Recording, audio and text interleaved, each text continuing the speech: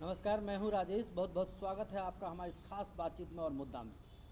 जी हाँ, किसान समस्या एक बहुत बड़ी समस्या हो गई है आज के दिन में हिंदुस्तान की राजनीति में। किसान को लेकर बड़े बड़े ताने बाने बुने जा रहे हैं राजनीतिक दलों के द्वारा, चाहे वो भूमि अधिग्रहण का मुद्दा हो, चाहे जाट आरक्षण का।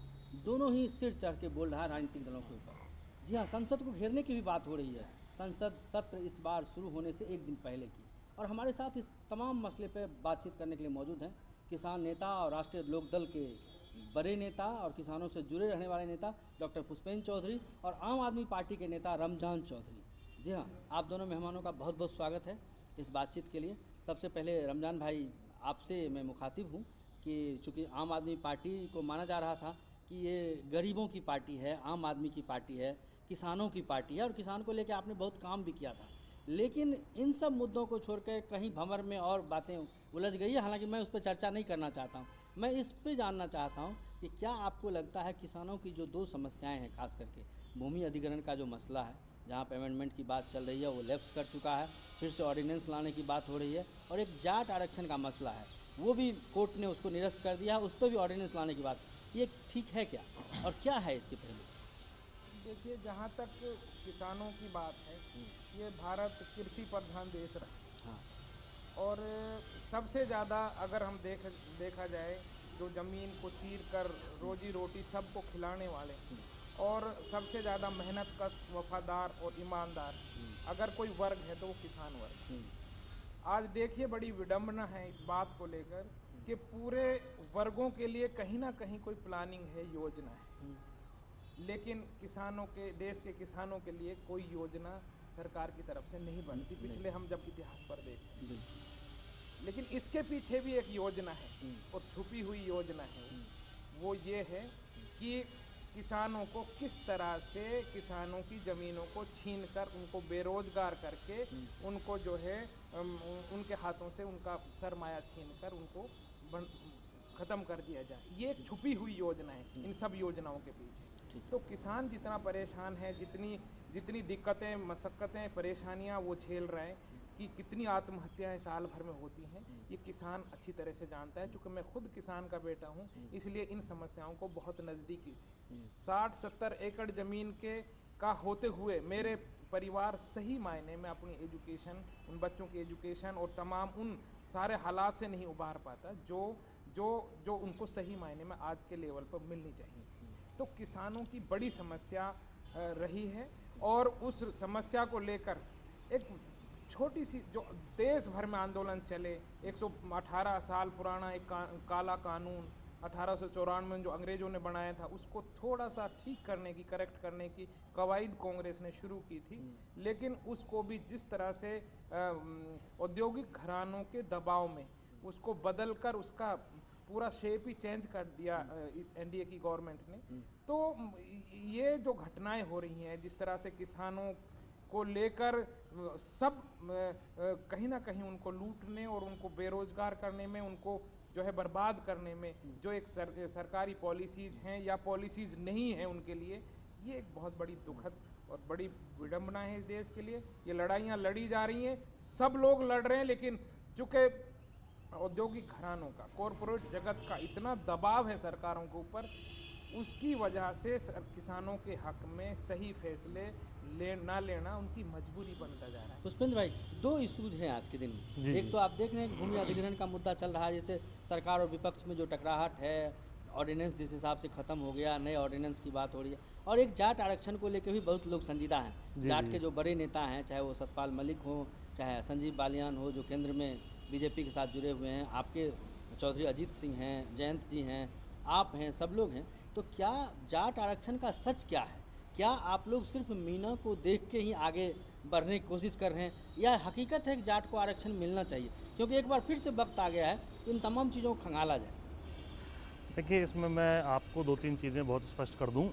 जहाँ तक जाट आरक्षण का सवाल है, जाट स्टेट्स में 9 राज्यों में, जिसमें निरस्त किया गया है अभी सुप्रीम कोर्ट में, उन 9 के 9 राज्यों में जाट ओबीसी की लिस्ट में पहले से ही शामिल है। और हमारी जो मांग चली आ रही थी वो यही थी कि जिन राज्यों में हम ओबीसी की लिस्ट में हैं, उसी राज्य को केंद्र की लिस्ट में भी हमें शामिल किया जाए। उसका आधार क्या है कि मान लीजिए गांव के स्कूल में मैं पिछड़ा हूँ, फिसड्डी हूँ, तो क्या मैं डीपीएस आरके पुरम में आकर के एडवांस अगड़ा हो जाऊंगा? मेरठ यूनिवर्सिटी में अप्लाई करते समय जाटों को ओबीसी माना जा रहा है, और दिल्ली यूनिवर्सिटी जो एडवांस यूनिवर्सिटी है, अगड़ी यूनिवर्सिटी है, वहाँ हमें पिछड़ा ना मान के अगड़ा माना जा रहा है। तो ये जो विसंगति थी, इसी के खिलाफ हमारी लड़ाई है। हम कोई अलग से आरक्षण नहीं मांग रहे, जो काफ़ी लोगों के दिमाग में रहता है कि जाट तो अलग आरक्षण मांग रहे हैं। जाट अलग आरक्षण नहीं मांग रहे, जाट केवल ये कह रहे हैं कि हमारे समकक्ष जितनी भी जातियां हैं, चाहे वो गुर्जर जाति हो, यादव हो, लोधे हो, कुर्मी हो, ये तमाम को सन 93 से ही आरक्षण प्राप्त है। ये भी किसान जातियां हैं, मंडल आयोग में इनको भी किसान जातियों के रूप में एड्रेस किया गया है हर जगह, और हम भी किसान जाति हैं। हमारी आर्थिक, सामाजिक और व्यावसायिक तीनों कंडीशन, सांस्कृतिक कंडीशन बिल्कुल इन्हीं जातियों के तरह है, और राज्यों में हम इन्हीं की श्रेणी में ओबीसी में हैं। तो जब हम राज्यों में हैं और पिछड़े हुए राज्यों में हैं, चाहे वो सारे के सारे ये बीमारू स्टेट्स हैं जिसमें जो है जाट बसता है, तो क्या कारण है कि जो केंद्र में हमें नहीं लिया जा रहा है? तो हम तो ये इसका आधार ही चैलेंज करना चाह रहे हैं। केंद्र अलग से अपनी लिस्ट ना बनाए, जो लोग राज्य की लिस्ट में पहले से हैं उनको तत्काल रूप से जो है केंद्र की लिस्ट में भी डाल दिया जाए। केवल हमारी ये मांग है। रमजान भाई, क्या आपको लगता है कि आरक्षण का जो मसला है, ये जाटों का जो मसला है, ये जो इसका क्या आधार यही होना चाहिए कि केवल आप जाट जाति से तो आपको मिल जाए? क्या उसको फिर से नहीं देखा? क्योंकि इससे पहले जो हमने आरक्षण की व्यवस्था की है कई राज्यों में और कई जातियों में, वो सक्सेसफुल नहीं दिख रहा है। उसमें जो क्रीमी लेयर हैं वो ज़्यादा फ़ायदा ले रहे हैं। जाट भी कहीं ना कहीं कुछ लोग हैं जो बहुत संपन्न हैं। तो क्या सिर्फ समुदाय के नाम पे आरक्षण देना ये लगता है कि वाजिब है? देखिए, मैं समुदाय के नाम पर आरक्षण देने के समर्थन में कभी नहीं रहा, ख़ास तौर पर उन समुदायों को जो पहले से ही बहुत संपन्न हैं। मैं हरियाणा से हूँ, हरियाणा में हमारे जाट भाई इतने संपन्न हैं कि आप नौकरियों में देखो 62% है, उनकी तादाद 19 और 20% है सरकारी रिकॉर्ड के एतबार से। आप जिस डिपार्टमेंट में जाएंगे, बिजनेस में, गैस एजेंसीज के इशूएंस में, या तमाम जो शोबे हैं उनमें उनकी तादाद उनकी परसेंटेज से 2 गुना, 3 गुना, 4 गुना। तो ऐसे स्टेट में मैं नहीं कह सकता कि उनको किसी तरह से किसी आरक्षण की ज़रूरत है। उन प्रदेशों में जो ख़ास तौर पर पिछड़े हुए हैं, जो बिल्कुल ही पिछड़े वर्ग हैं, जैसे ये मेव कबीला जिससे मैं ताल्लुक़ रखता हूँ, उसमें 0.5% औरतों की एजुकेशन है, 0.4% तीसरी या चौथे नंबर की नौकरियां हैं, जबकि हमारी तादाद 9 या 10% के आसपास है। तो जो पूरी तरह से पिछड़े हुए कबीले और जो डिज़र्व करते हैं इस बात को लेकर कि जिस तरह से मीना और मेव एक जैसे, हिंदू ना हिंदू हो ना मुसलमान, और मीना और मेव एक समान, ऐसा एक नारा भी लगा था। तो उसके आधार पर अगर बहुत कबीले पिछड़े हुए हैं जो बिल्कुल ही अपने उसमें खड़े ही नहीं हो पा रहे सामाजिक न्याय के उसमें, तो उनको तो दिया जा सकता है। और उसमें भी मैं ये कहता हूँ कि उसमें भी जो क्रीमी लेयर हैं, जैसे मैं हूँ, मैं एडवोकेट हूँ, या कोई उद्योगपति हो गया है, या जो उनका बच्चा बहुत अपने लेवल पर संभाल सकता है, मैं तो कहता हूँ उनको उसमें से भी निकाल दिया जाए। तो तब जाकर शायद सही आदमी को और आखिरी आदमी को इस आरक्षण का फायदा हो। देखिए, इसमें जो बात चौधरी साहब ने, रमज़ान चौधरी जी ने रखी है, क्रीमी लेयर का प्रावधान तो ओबीसी में है ही, यानी कि मुझे नहीं मिलना है। यदि मेरी 5-6 लाख से ज़्यादा सालाना आमदनी है तो मुझे नहीं मिलना है। ये प्रावधान चौधरी साहब जो दबे कुचले किसान वर्ग, जिनका खसरा खतौनी में से भी नाम कट चुका है, जिनके नाम पे 1-1, 1.5-1.5, 2-2 बीघे ज़मीन भी बची नहीं है, और बाकी जो है भूमि अधिग्रहण के माध्यम से छीन ली जा रही है, तो उनकी स्थिति बड़ी विषम स्थिति है।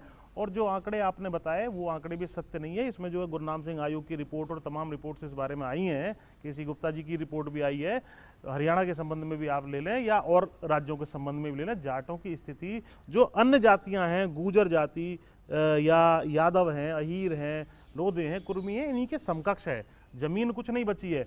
गुरनाम सिंह आयोग की जो रिपोर्ट यहाँ पर आई थी, हुकम सिंह आयोग की यूपी में जो आई थी, उसमें तो अहीर के बाद इन्होंने अति पिछड़ा के बाद एक और कैटेगरी उससे नीचे बनाई थी, उसमें जाट को रखा गया था। तो ऐसा है कि इसमें हमें अलग से आरक्षण नहीं चाहिए।